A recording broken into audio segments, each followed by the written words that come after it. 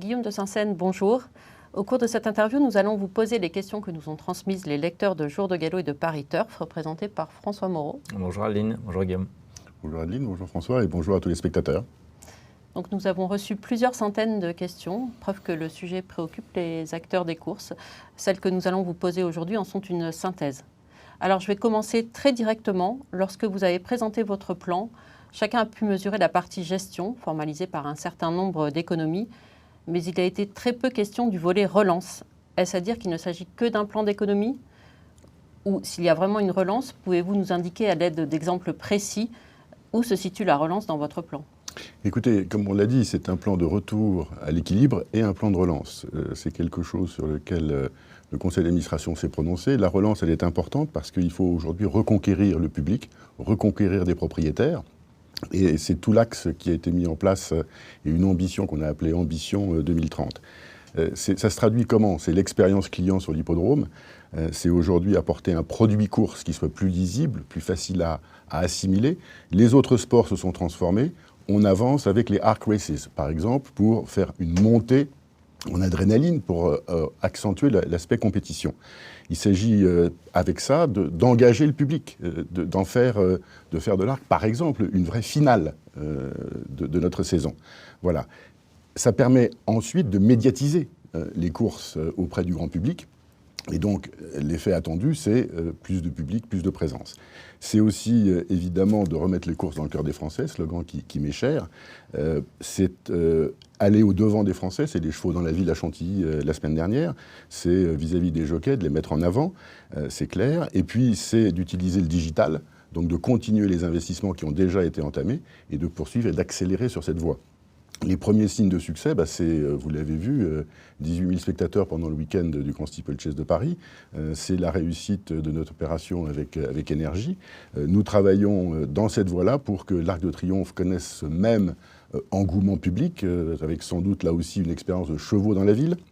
Et puis, on y travaillera aussi pour que les 48 heures de l'obstacle soient le même succès que celui qui a été celui du Grand Steeplechase, où tout le monde a reconnu que le produit course, que l'expérience à la fois des turfistes et du grand public avait été très très différente des autres années.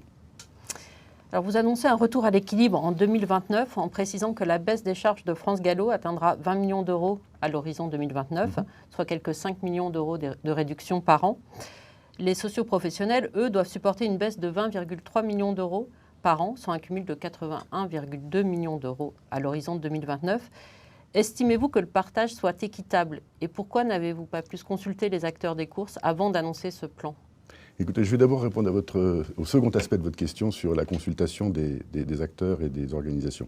Il faut savoir que dans les statuts de France Gallo, le conseil d'administration est représentatif des différentes associations, que ce soit les entraîneurs, Nicolas Clément y siège, l'AEP, il y a un élu, Philippe Germont, le syndicat des éleveurs avec Nicolas de Chambure y est aussi, les AQPS avec Hervé Darmaillet. Donc les associations, et j'en oublie, j'espère ne pas en oublier, mais Thierry Gilles siège aussi en tant que membre consultatif au conseil d'administration. Donc le conseil d'administration est véritablement représentatif des associations. Vu le nombre de réactions que nous avons reçues, notamment à Jour de Gallo, les acteurs des courses ont eu l'impression de ne pas avoir été consultés. Mais écoutez, ils ont ce sentiment en tout cas. En tout cas, ce qu'on a voulu en termes de consultation, c'est avoir une séquence dans laquelle il y a eu un travail entre le conseil d'administration et les équipes de France Gallo.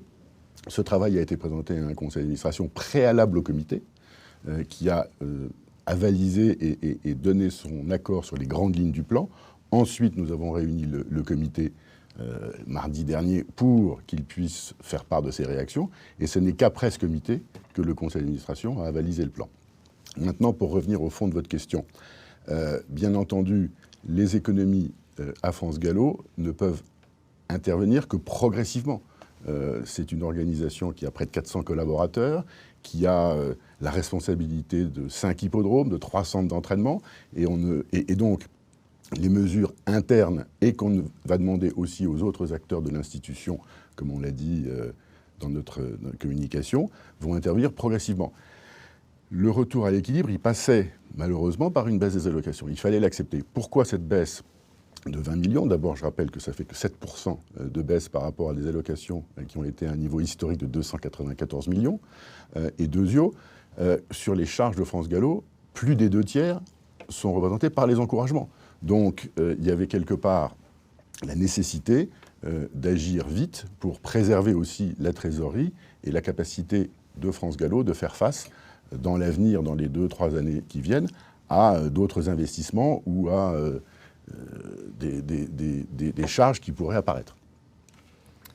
Quelle stratégie existe pour mobiliser d'autres leviers, hospitalité, événements, au-delà du pari mutuel, le nerf de la guerre?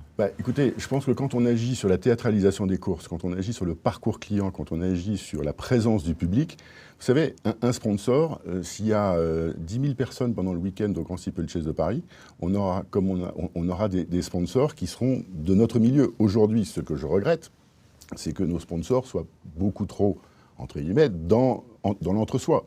Demain, en ayant prouvé que, par exemple, on peut avoir avec les Jeudis de Longchamp des journées sold out, on va essayer de nouer des partenariats avec des gens qui s'intéressent à ce public de jeunes que nous savons mobiliser et qui vient sur nos hippodromes. Quand il y a 18 000 personnes, là encore, au Grand Steeplechase, on va pouvoir vendre le fait que les sponsors hors course peuvent s'adresser à un public beaucoup plus large. Donc ce levier est important de faire revenir le public pour que, à nouveau, les sponsors se disent j'ai intérêt à aller toucher un public que je ne touche pas ailleurs, et il est nombreux. Donc en termes de rentabilité de l'investissement pour un sponsor, évidemment, ce sera tout à fait différent. Et vous avez des pistes précises pour des Écoutez, sponsors? comme vous le savez, je travaille toujours dans mon univers bancaire, et il n'y a pas de jeudi de Longchamp sans lesquels je ne vienne avec des amis, avec des entrepreneurs, pour leur montrer la réalité des courses. C'est un travail de fond que je mène et qu'on mène autour de moi. Il n'y a pas que moi, bien évidemment. Mais évidemment, enfin voilà, je suis convaincu que le rayonnement des courses et ce que moi, mon implication personnelle, vous savez que je suis aux courses quasiment tous les dimanches, moins souvent en semaine, mais en tout cas là le dimanche, j'y viens avec des amis, j'y viens avec des entrepreneurs pour faire connaître le milieu des courses. Ensuite, les répercussions, c'est des rendez-vous que je prends avec leur service communication pour mettre en avant nos hippodromes et l'attractivité des courses.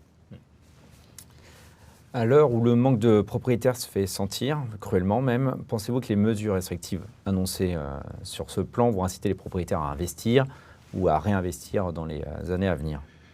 Écoutez, d'abord, on maintient dans ce plan de relance un volet vis-à-vis des propriétaires, ça c'est clair. Deuxièmement, je pense qu'on a voulu préserver dans la baisse des allocations la catégorie des propriétaires qui sont les plus sensibles aux allocations.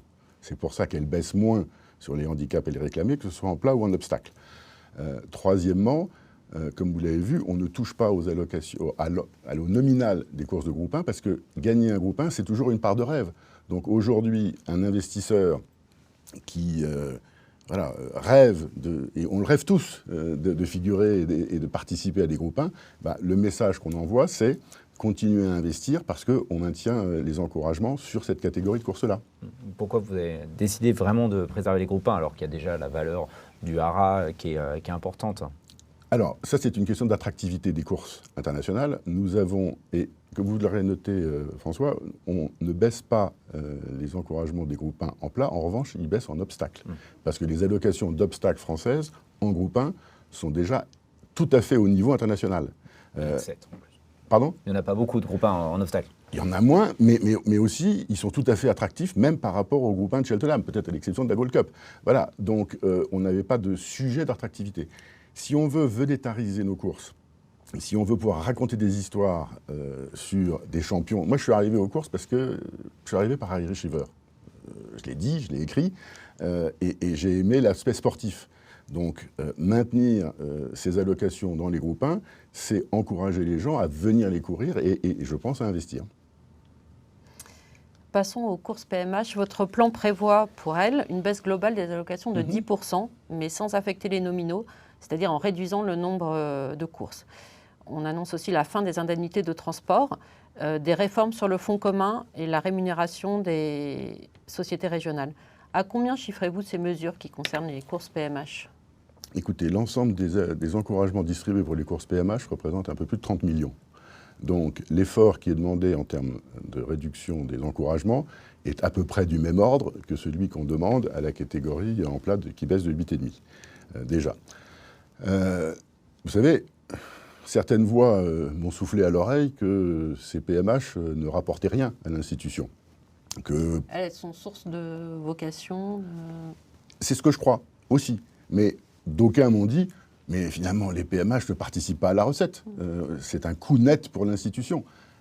Donc, faire un effort, oui, et comme je l'ai dit, cet effort, on le veut réparti et on l'a gradué, ce qui explique cette baisse de 10%.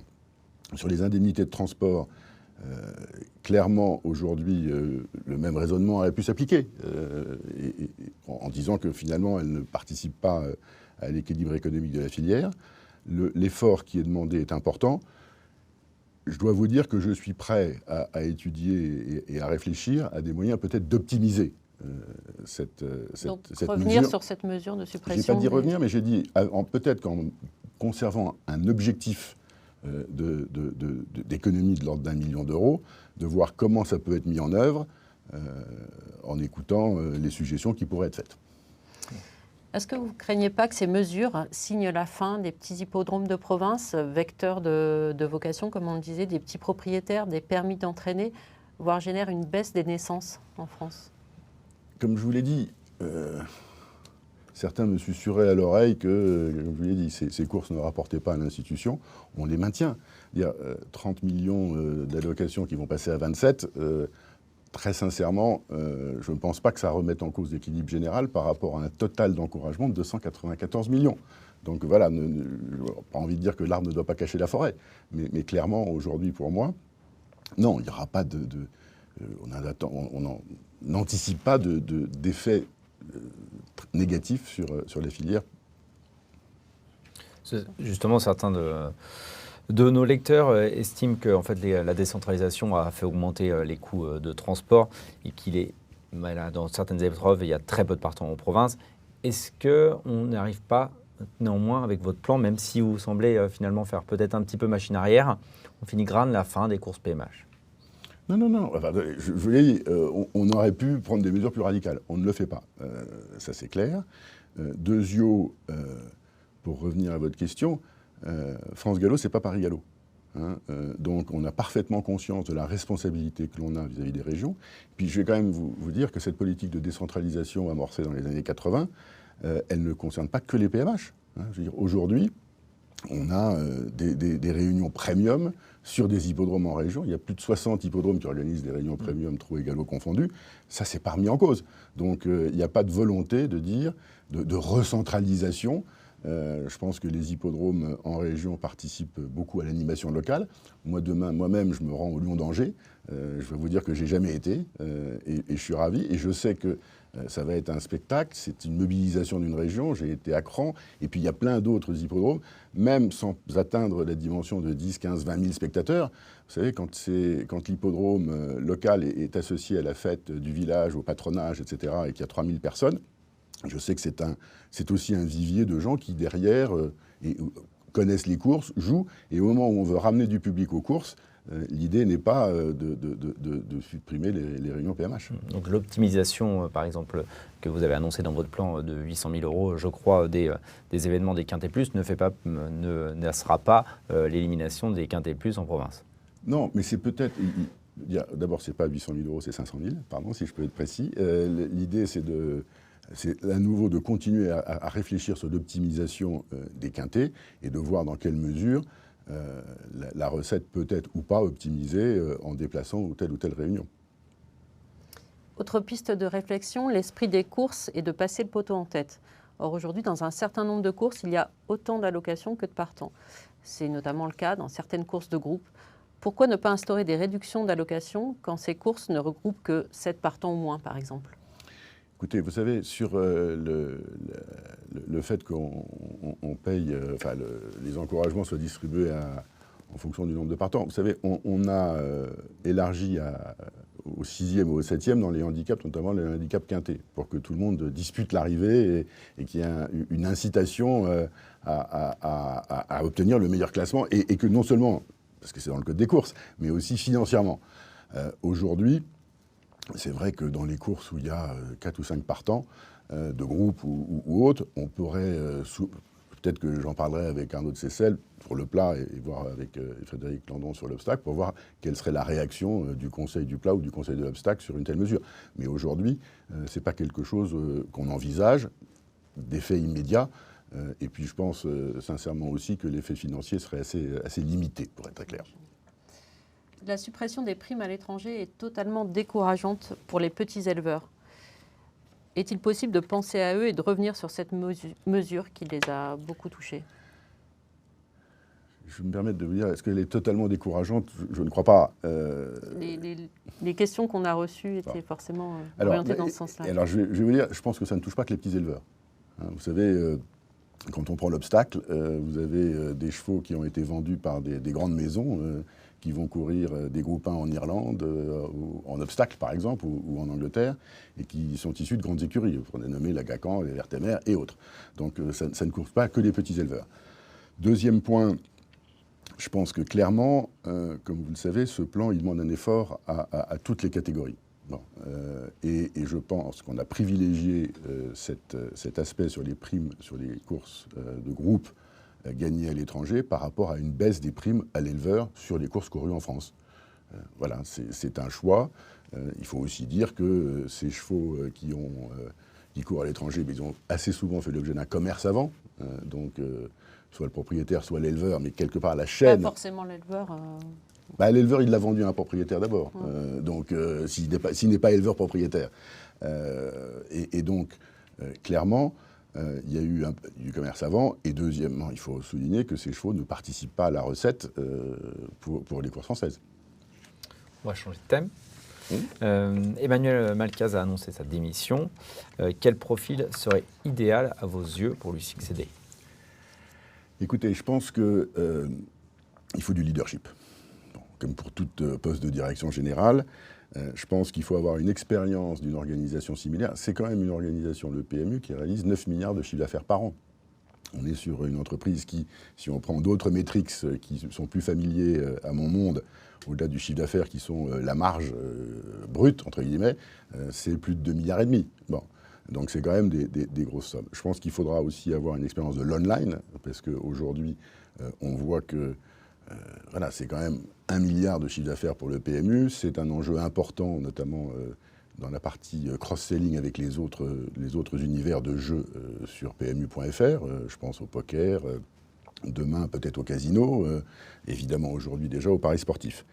Je pense qu'il faudra aussi avoir une expérience en termes de ce qu'on appelle de retournement d'entreprise. Prendre le sujet de la croissance et du réseau commercial à bras-le-corps pour... retourner, voilà, une expérience de retournement, puisqu'on a quand même d'abord une tendance très longue depuis 2010, de perte de part de marché dans l'univers du jeu et des paris, et puis à plus court terme, depuis septembre-octobre 2023, une baisse qui nous préoccupe tous. Et ce profil existe? Vous avez déjà ce profil en tête? Alors, je n'ai pas de nom à partager avec vous, mais ce que je peux partager avec vous, c'est qu'on met en place avec le TRO un process pour avoir un cabinet qui va nous aider à identifier des candidats potentiels et agir vite pour son remplacement. Et vous êtes sur la même longueur d'onde avec votre homologue Jean-Pierre Barjon sur le profil? Oui. Et est-ce que ce profil existe en interne? Écoutez, je pense que comme dans toute mission de chasseur de tête, les chasseurs de tête recevront aussi bien, auront des idées de candidats externes et recevront les candidats internes qui lèveront la main. Le jeu phare du PMU, le Quintet Plus, dévisse depuis le début de l'année de plus de 15%. Est-ce que cela a été une bêtise de sortir les GPI de la masse, les GPI, les grands parieurs internationaux, de la masse, et votre opinion générale sur les GPI? Écoutez, je pense que la mesure, elle était déjà attendue par de nombreux parieurs qui ressentaient que quelque part le jeu n'était pas équitable, que la table n'était pas penchée dans un sens, voilà, pour le dire comme ça. Donc, je pense que c'était une mesure nécessaire, c'est une mesure dont on est convenu avec le TRO de la mettre en œuvre. Elle s'est traduite par plus d'occurrences de gros rapports pour les parieurs français, c'est clair. Maintenant, les GPI se sont en effet un peu reportés sur d'autres jeux, mais comme vous le savez, ils sont capés, ils sont mis à un maximum d'enjeux par catégorie de jeux. Je pense qu'aujourd'hui, on a trouvé un nouvel équilibre. Donc c'est une bonne chose. J'ai envie de dire, ils existent, et donc aujourd'hui, les sortir complètement, c'est aussi accepter une très forte baisse de volume, et sans doute sur ces jeux sur lesquels ils se sont reportés, sur une baisse de la rentabilité. Comment comptez-vous redevenir un acteur important sur le marché des paris sportifs ? Écoutez, le PMU a un projet qui s'appelle One Love, qui s'est traduit par déjà des investissements fin 24 et en 25. C'est au PMU de mettre en œuvre ce plan avec notre soutien.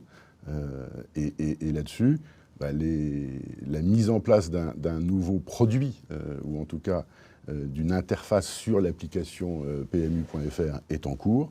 C'est un travail qui demande du temps pour avoir une interface, pour que l'utilisateur ait une expérience optimale comme il peut l'avoir peut-être sur des sites concurrents. Donc, et à quel horizon estimez-vous la mise en place de cette interface ? Je pense que le PMU nous parle entre 12 et 18 mois. Les experts parlent de sommes colossales pour investir pour que le PMU redevienne un acteur majeur dans les paris sportifs. Est-ce que vous allez les soutenir à 100% malgré la somme importante qui va être mise en place ? Écoutez, comme je veux dire, il faut qu'on soit un investisseur avisé. Donc, nous, le travail qu'on fera, c'est d'examiner en tant que bénéficiaire du PMU, enfin son porteur du GIE, de regarder le plan d'investissement, de l'améliorer le cas échéant, d'être en dialogue avec le PMU, et en effet, financièrement, de le soutenir au vu des plans qui nous seront proposés. Pour quelles raisons avez-vous voté, contrairement à la SETF, le budget du PMU ? Vous voulez parler du budget ou des comptes ? Des comptes. Des comptes. Écoutez, avant ce vote des comptes, on avait demandé, comme vous le savez, un audit qui portait sur plusieurs points, dont un qui était important, qui était l'explication détaillée sur les comptes 2024. On a voté ce budget parce que les comptes tels que présentés étaient avalisés par les commissaires aux comptes, qui ont trouvé qu'il n'y avait pas de changement de normes comptables. Moi, ce qui me souciait, c'était de savoir si on avait, je vais le dire, habillé la mariée en 2024. Les travaux des commissaires aux comptes ont montré que ça n'était absolument pas le cas, que les comptes avaient été arrêtés dans les mêmes conditions que les comptes 23, 22, etc. Et donc, il n'y avait pas de raison en tant que telle de ne pas voter les comptes. Mais ça crée une sorte de conflit. Écoutez, moi je suis dans la logique, j'ai vu les rapports des commissaires aux comptes, le conseil d'administration a délibéré, et il y a 12 administrateurs au PMU. Il n'y avait pas de bonne raison, selon vous, de ne pas le voter ? Je pense que les comptes, tels qu'ils nous ont été présentés, cadraient avec les méthodes comptables et la réalité économique de l'année 2024. Donc, il reflétait la performance économique de 2024. Pourquoi annoncez-vous une stabilisation des effectifs de France Gallo et non une baisse qui permettrait des économies supplémentaires ? Écoutez, sur les effectifs de France Gallo, aujourd'hui, vous savez, on est dans un cadre aussi où, comme je vous l'ai dit, on a un plan de relance. Ce plan de relance, il est en direction, comme je l'ai dit, du propriétaire, de la relance du public. Et vous savez, on est dans une industrie de main-d'œuvre. Vous savez, aujourd'hui, dans les charges de France Gallo, je mets à part les charges communes de l'institution que peuvent être la FASEC, Equidia ou la FNCH. Dans les charges propres de France Gallo, 400 personnes servent à l'entretien de 5 hippodromes. Je vous rappelle qu'on court sur du gazon et que donc on bouche les trous après les courses, qu'on a 3 centres d'entraînement, là aussi avec une exigence de la part des socioprofessionnels d'avoir des centres d'entraînement de très bonne qualité, ce qui est bien entendu notre objectif aussi. Et donc, ça nécessite du personnel. Donc, quand on est dans un cadre, aujourd'hui, de relance de l'activité et quelque part d'investissement dans notre produit, je pense que l'objectif de stabilisation des effectifs me paraît être, quelque part, porteur d'un gain de productivité. Et cela nécessite d'avoir le double des salariés du trot ? D'abord, 3 centres d'entraînement, 5 hippodromes. première différence. Le gazon et pas le mâche-fer ou le sable, c'est deux sources de différence tout à fait majeures. Deuxièmement, comme vous le savez, notre calendrier, il va, en tout cas sur la partie événementielle et la partie réceptif, accueil des participants étrangers, etc. Il commence en avril, il se termine en novembre, avec le fin novembre, avec les 48 heures. Donc on a une saison, je dirais, beaucoup plus étalée, beaucoup plus longue. Et ça nécessite des effectifs importants, oui. Un peu sur le même sujet, les coûts d'entretien des hippodromes sont au cœur du redressement économique. Or, la convention collective actuelle impose des seuils minimums d'effectifs. Une renégociation avec le GTHP est-elle prévue ? Alors pour ce qui est de l'entretien des hippodromes et des centres d'entraînement, c'est du ressort de France Gallo. GTHP assure d'autres tâches, c'est l'accueil sur l'hippodrome. Là-dessus, voilà, je pense que ce n'est pas le lieu d'avoir... voilà, si on doit un jour envisager des mesures de cet ordre-là, on en parlera d'abord avec les organisations représentatives du personnel. Au niveau de ces coûts d'entretien, disposez-vous d'éléments comparatifs avec les effectifs mobilisés en Angleterre ou en Irlande à nombre de réunions équivalents ? Alors, non, je vous réponds très spontanément, je n'ai pas d'éléments de benchmark. Ce que je sais sur les centres d'entraînement, c'est que les cotisations d'entraînement, que ce soit à Newmarket ou à Lambourne, sont à des niveaux tout à fait très d'écart par rapport au centre de France Gallo est très important. Et puis il ne s'agit pas d'une différence de 10 ou 20% qui pourrait être due à tel ou tel ajustement. C'est beaucoup plus de l'ordre du simple ou double, voire plus.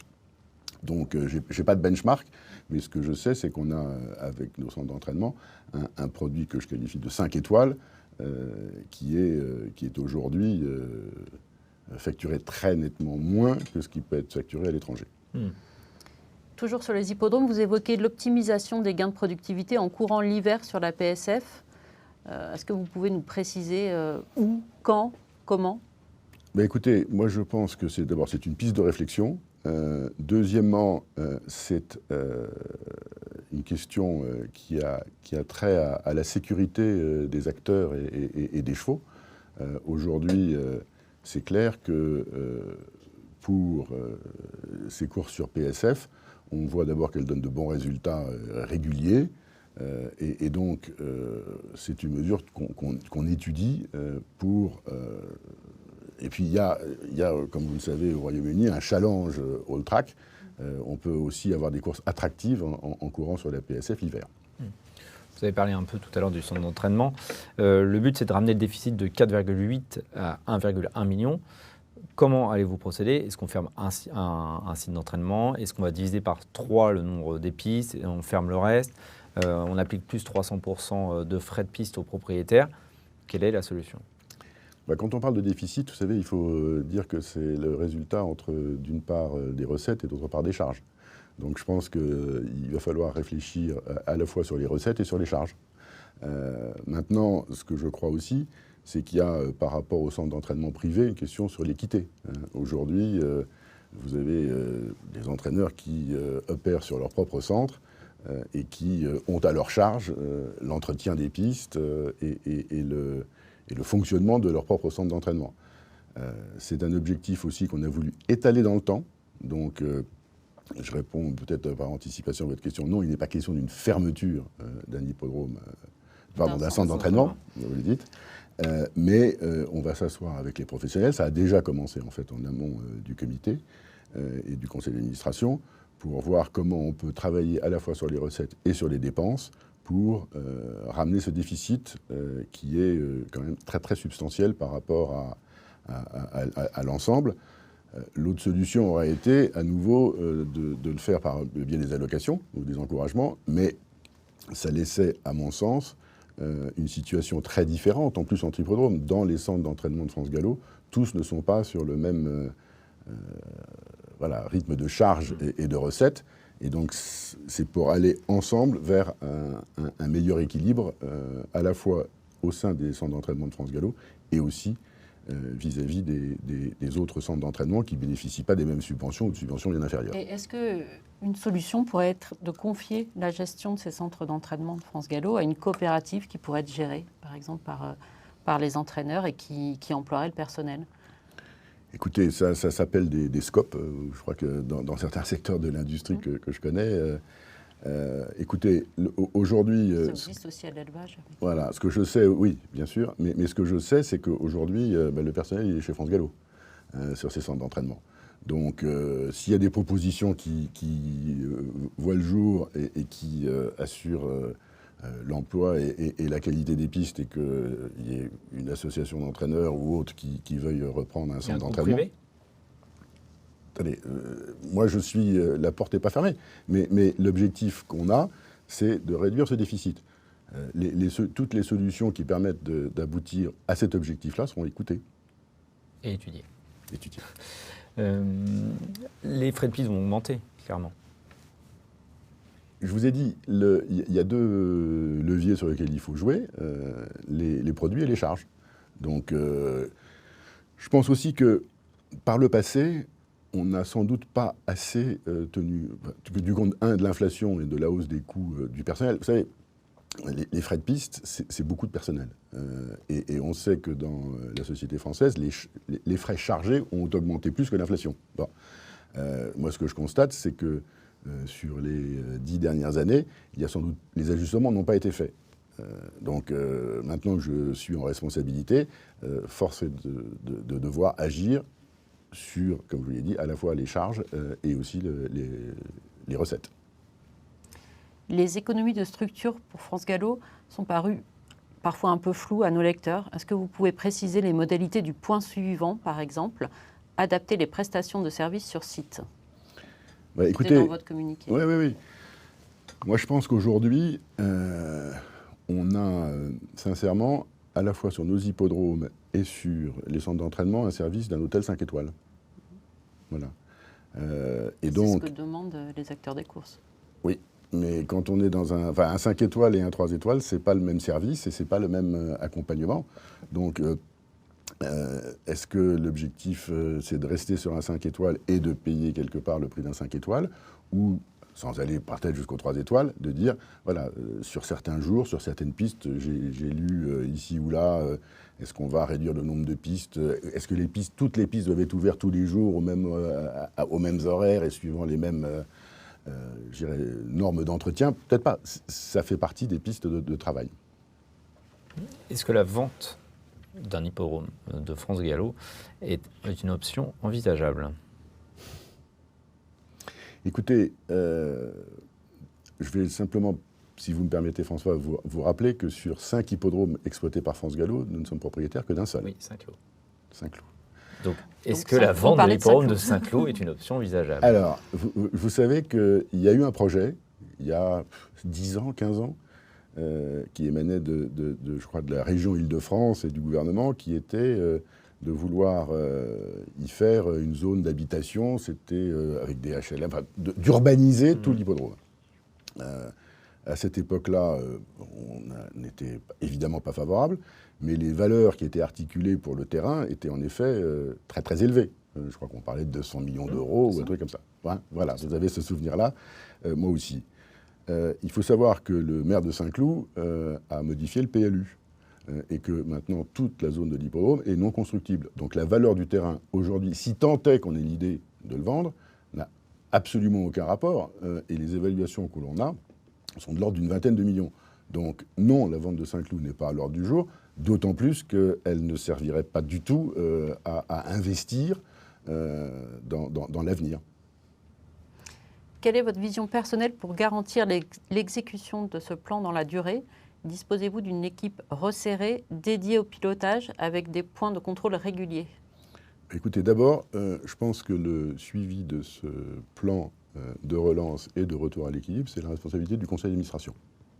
Donc, premièrement. Deuxièmement, au sein du conseil d'administration, et vous savez que j'ai fait partie de cette commission gouvernance qui a modifié les statuts de France Gallo en créant d'une part une commission communication en plus et une commission finance, ressources humaines.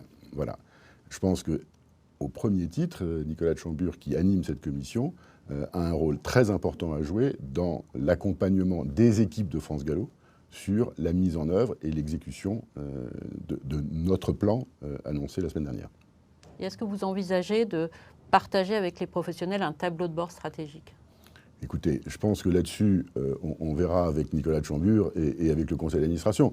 C'est notre responsabilité d'abord de veiller à l'exécution, et en effet de rendre compte sur la progression et la façon dont est exécuté le plan. Est-ce qu'il faut faire des indicateurs ou un tableau de bord donné au public? On verra, mais je pense que c'est d'abord la responsabilité du conseil d'administration, et puis en travaillant étroitement avec la commission finances. Nous allons conclure par une série de questions courtes qui amènent des Réponses réponses courtes. Est-ce que vous envisagez un rapprochement avec la FDJ? Ah non, Y a-t-il trop d'hippodromes en France? je ne crois pas. Trop de courses? Non plus. Je préfère, et c'est l'orientation qu'on a prise, plutôt réduire quelques courses sur les PMH, on l'a dit, plutôt que de toucher aux allocations des PMH.